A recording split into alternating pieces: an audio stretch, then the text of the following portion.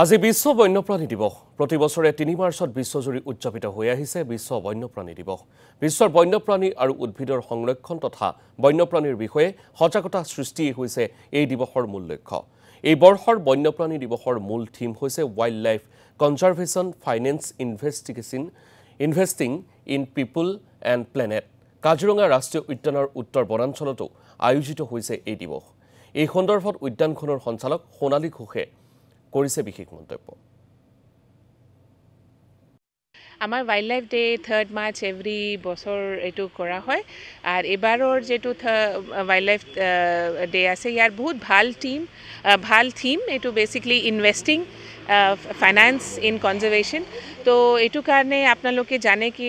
very recently আমার advantage Assam হৈ গল তাতেও মানে ইনভেস্টমেন্টৰ কথা হল তো আমি এজ কাজিৰঙা আমি তাতে আমাৰ এক্সিবিশন হল যেটো অনাৰেবল প্ৰাইম মিনিষ্টাৰ ছাৰে ইনগ্ৰেট কৰিলে আমি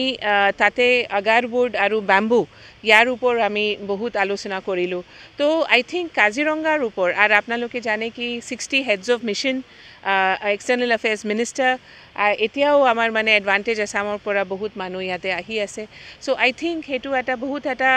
গুড নিউজ বিকজ সবে মানে কাজিৰঙা অকল নহয় মানে কাজিৰঙা ল্যান্ডস্কেপ কমিউনিটিজ ইয়াৰ কাৰণে এটা ইনভেষ্টমেন্টৰ কাৰণে ভাবি আছে আমি ওয়াইল্ড লাইফ থিমটো এবাৰ